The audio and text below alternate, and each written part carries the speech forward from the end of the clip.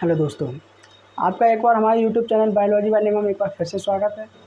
आज हम देखते हैं बेटा कि सूक्ष्म प्रवर्धन यानी कि माइक्रो प्रोपेगेशन क्या होता है। ठीक है बेटा, आज देखेंगे सूक्ष्म प्रवर्धन। सूक्ष्म प्रवर्धन यानी कि माइक्रो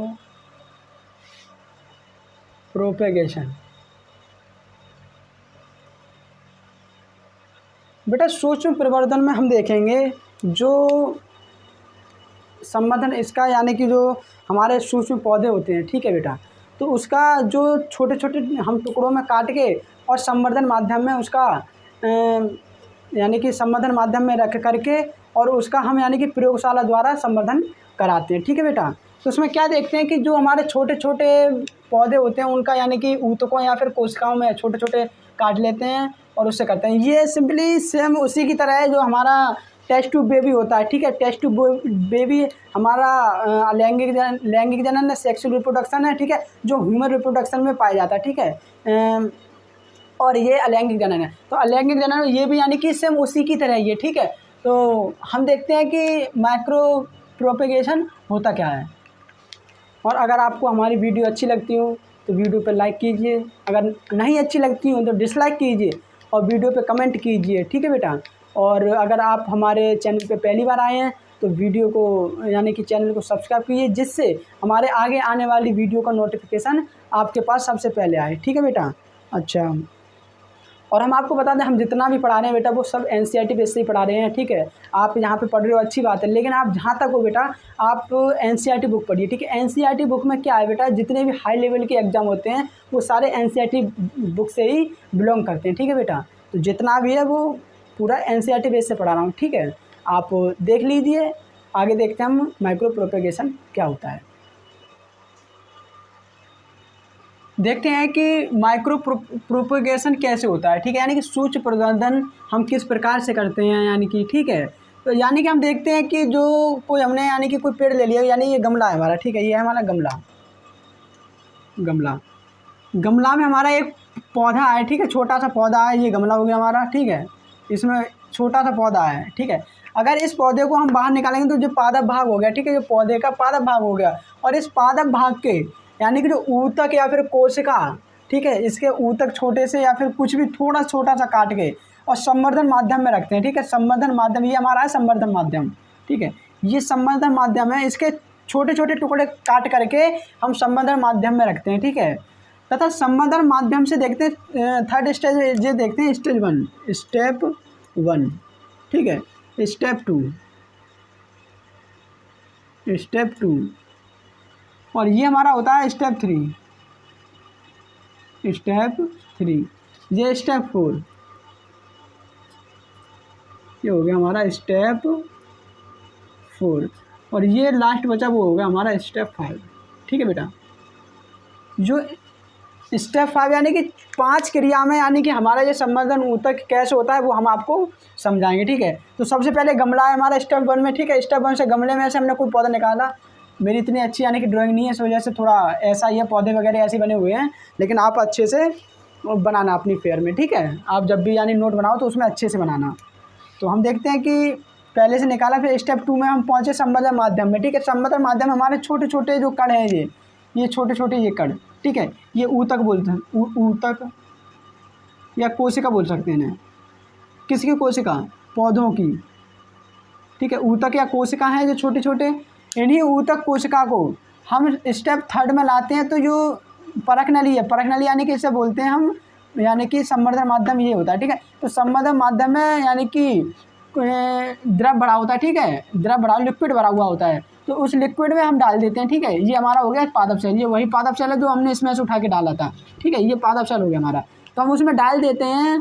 तो उसके बाद क्या देखते हैं, जो हमारा संवर्धन माध्यम है, संवर्धन माध्यम के ऊपर हम लगा देते हैं कॉटन प्लग, जिससे उसमें वायु जाए लेकिन मिट्टी यानी गंदगी अंदर ना जाए। कॉटन प्लग यानी कि कॉटन का होता है। ठीक है, ऊपर से यानी कि रुमाल ढक देते हैं। ठीक है, उसके बाद देखते हैं कि जब स्टेप 4 में जाते हैं तो ये जो पादप सेल होता है बेटे, तो ये पादप सेल विभाजन करता है। ठीक है, विभाजन करता है तो दो, एक पादप सेल से 2 बनते हैं, 2 से 4 बनते हैं, 4 से 8 बनते हैं, ठीक है, 8 से 16 बनते हैं। इस तरह से बन के ये ऐसा ये फिर भिंडा बन जाता है, ठीक है। इसका यानी कि जो एक वो बन जाता है उसे हम बोलते हैं कैलस, यानी कि जो एक ये बन गया हमारा, यानी कि 8 सेल हो सकते हैं, 10 सेल हो सकते हैं, कितने भी, ठीक है। तो ये हमारा बन गया, इसे हम बोलते हैं कैलस बेटा, ठीक है, इसे बोलते हैं हम कैलस। अच्छा, जो कैलस होता है ये फिर इसमें क्या होता है कि आगे चल के यानी कि जब ये बड़ा होता है अंदर चलता रहता है, यानी कि इसमें लिक्विड में, तो इससे जड़ें निकलना शुरू हो जाती है बेटा, ठीक है। इसमें जड़ें निकलना शुरू हो जाती हैं, जड़ें निकलना शुरू हो जाती हैं, और ये यानी कि कई नन्हे नन्हे छोटे छोटे कई कागज पादप पौधे बन जाते हैं। उसमें से हम देखते हैं कि संवर्धन माध्यम में से 5वें स्टेज में जाते हैं। तो जो पादप बनते हैं उस पादप को हम गमले में या फिर बाहरी यानी कि मैदान में स्थानांतरित, संवर्धन माध्यम यानी कि मैदान में हम स्थानांतरित कर देते हैं, यानी कि मैदान में उसे मिट्टी के अंदर दबा देते हैं, जिसके कारण हमें एक नया पौधा प्राप्त हो जाता है, ठीक है बेटा। ये तो था हमारा, कोई ज़्यादा याद करने लायक कोई वैसी बड़ी चीज़ नहीं है, ठीक है। माइक्रो प्रोपेगेशन यानी जिसे हम सूक्ष्म प्रवर्धन बोलते हैं, इसे बोलते हैं बेटा सूक्ष्म प्रवर्धन, सूक्ष्म प्रवर्धन, ठीक है बेटा। अच्छा, इसे सूक्ष्म प्रवर्धन बोलते हैं, यानी कि होता कैसे है। अगर हम चाहें तो इसकी डेफिनेशन कैसे बनाएंगे, तो हम इस फिगर को देख करके, ठीक है ना बेटा, इस फिगर को देख करके हम इसकी डेफिनेशन बना सकते हैं कि डेफिनेशन कैसे बनेगी, क्या कह रहा है, यानी फिगर क्या कह रहा है, तो हम फिगर के हिसाब से एक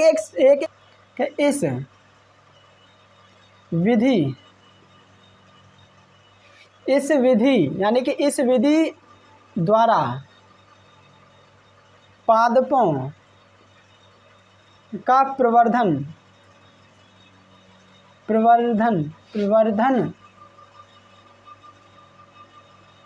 कोशिकाओं,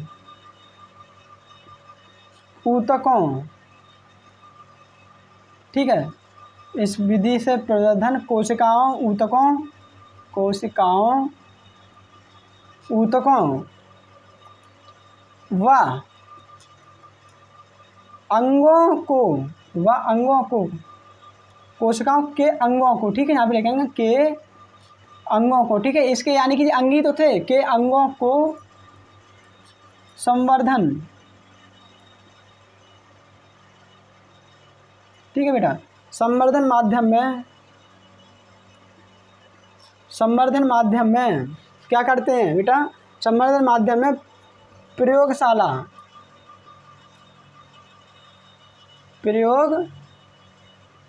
ठीक है, संवर्धन माध्यम में प्रयोगशाला द्वारा प्राप्त किया जाता है, प्रयोगशाला द्वारा प्राप्त किया जाता है, ठीक है बेटा। अब ये हम यानी कि कुछ भी कर रहे हैं, जितने भी स्टेप कर रहे हैं, यानी कि ये हमारा संवर्धन माध्यम यानी कि ये परखना लिए, तो परखना लिए यानी कि हम क्या बोलते हैं इसे, प्रयोगशाला के द्वारा ही तो कर रहे हैं, कोई प्रयोग कर रहे हैं, कोई प्रयोग ही तो कर रहे हैं हम, यानी कि इसमें कॉटन वगैरह की जो कॉटन प्लग लगा हुआ है, इसमें यानी कि लिक्विड भरा हुआ है, तो ये प्रयोगशाला के अंतर्गत आता है। आगे देखते हैं कि द्वारा प्राप्त किया जाता है, फिर लिखते हैं आरंभ में, ठीक है, में सूक्ष्म पादप की एक असंक्रमित कोशिका, बेटा असंक्रमित कोशिका का मतलब होता है ऐसी कोशिका, यानी कि ऐसा सेल जो कीटाणुओं से संक्रमित ना हो, यानी कि हम संवर्धन माध्यम माइक्रो प्रोपोगेशन उसी पौधे का कर सकते हैं जिसमें जो पूरी तरह से स्वस्थ हो, ठीक है ना, जिसमें कोई भी कीटाणु वगैरह लगा हुआ ना हो, ठीक है। माइक्रो प्रोपोगेशन यानी कि सूक्ष्म प्रवर्धन हम उसी पेड़ का करते हैं जिसमें कोई भी बीमारी ना हो, ठीक है। तो इसी पर हम लिखेंगे एक असंक्रमित कोशिका, ठीक है बेटा, असंक्रमित कोशिका को संवर्धन माध्यम में,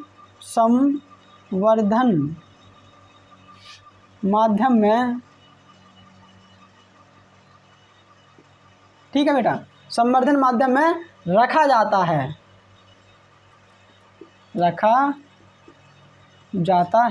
ठीक है बेटा।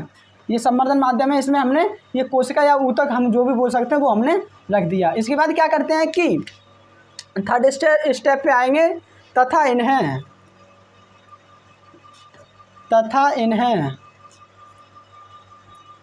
कुछ दिनों के लिए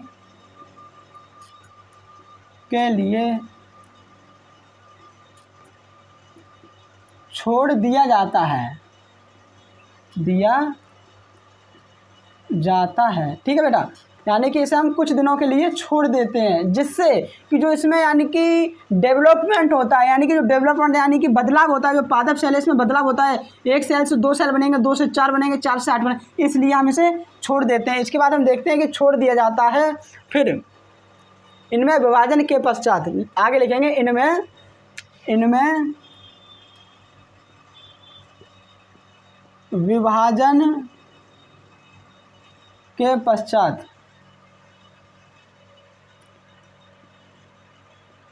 विभाजन के पश्चात प्राय ऊतकों या कोशिकाओं, ठीक है बेटा, तो ऊतक कह लो तो कोशिका कह लो, कोशिकाओं से एक कोशिका समूह प्राप्त होता है, ठीक है बेटा। हाँ, उस समय आ नहीं रहा था, ये होता है कोशिका समूह बेटा, इसे बोलते हैं कोशिका समूह, ठीक है, इसे बोलेंगे कोशिका समूह। क्योंकि अगर एक कोशिका होती तो बेटे हम उसे बोलते हैं एक कोशिका, लेकिन एक कोशिका नहीं है जी, ठीक है, ये कोशिकाओं का यानी कि समूह है एक, यानी कि क्या पता कितनी अनगिनत कोशिकाएं हैं, ठीक है, तो इसे बोलेंगे हम कोशिका समूह, ठीक है, जिसे हम इस कोशिका समूह को हम बोलते हैं इंग्लिश में कैलस, ठीक है, हिंदी में लिख दिया लेकिन इंग्लिश में कैलस लिखा जाता है, कोई बात नहीं, आप देख लो, यूपी बोर्ड के हो, ठीक है।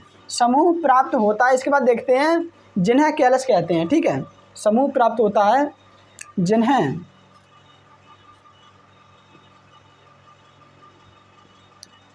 कैलस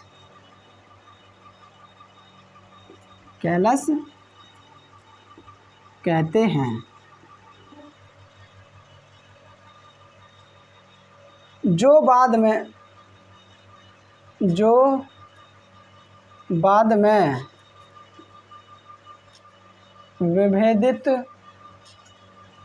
होकर पहले जड़ों का तथा बाद में प्ररोह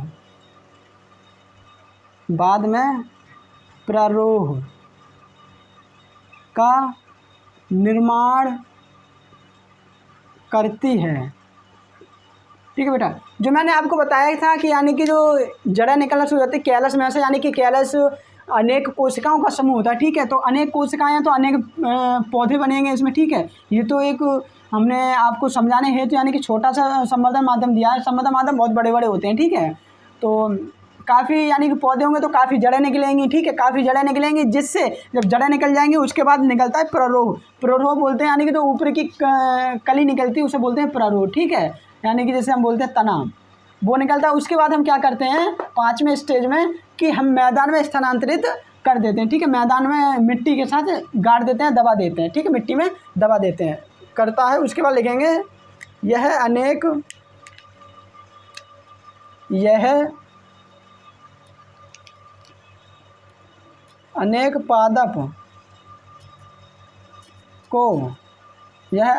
पादपों, ठीक है, ये बेटा 60 लिखे है, अनेक पादपों यानी कि प्लांटलेट्स इसका इंग्लिश होता है, ठीक है,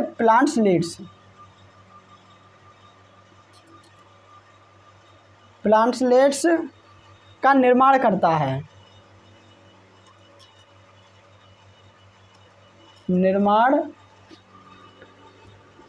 है, ठीक है बेटा, निर्माण करता है। इन पादपों को गमले में रोपित कर दिया जाता है। लास्ट में हम लिख देंगे कि इन पादपों को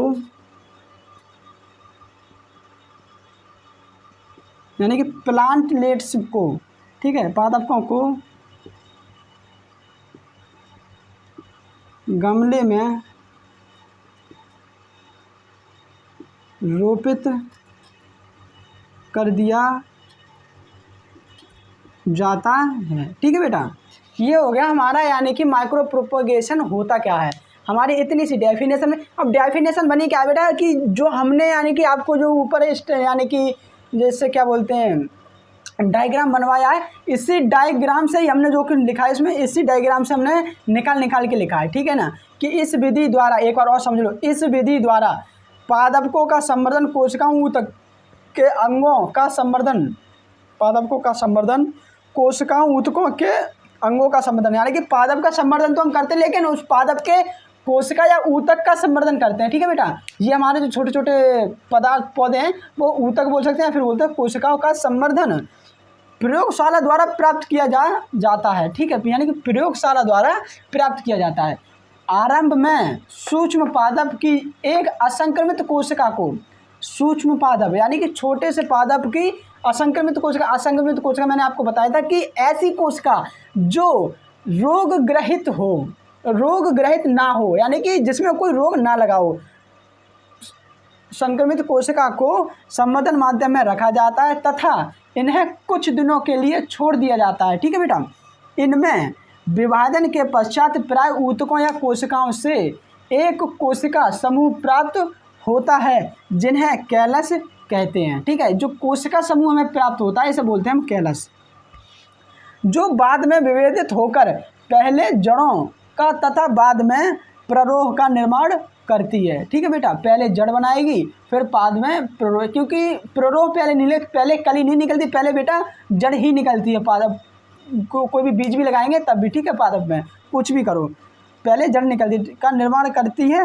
यह अनेक पादप को यानी कि प्लानेट्स का निर्माण करती है, यानी अनेक पादप को का मतलब है कई पौधे संवर्धन माध्यम में कई पौधे हो जाते हैं, वो पौधे हम निकाल के यानी कि मैदान में स्थानांतरित कर देते हैं, यानी गमलों में लगा देते हैं। इन पादपों को गमले में रोपित कर दिया जाता है। ठीक है बेटा, ये तो हमारा हो गया कि माइक्रो प्रोपेगेशन होता है।